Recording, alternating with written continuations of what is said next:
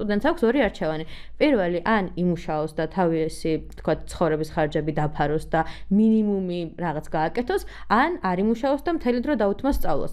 ამ შემთხვევაში, აი ოქროს შუალედი არ არსებობს. აი შეიძლება რაღაც 100-დან 1 სტუდენტი გამოჩნდეს, ვისაც ოქროს შუალედი აქვს დაცული, თუმცა მაშინ მუშაობა და სწავლა, აი დანარჩენი თეატრი იქნება, სპორტი იქნება, თუ გარე აქტივობა, ეგ უკვე იხსნება.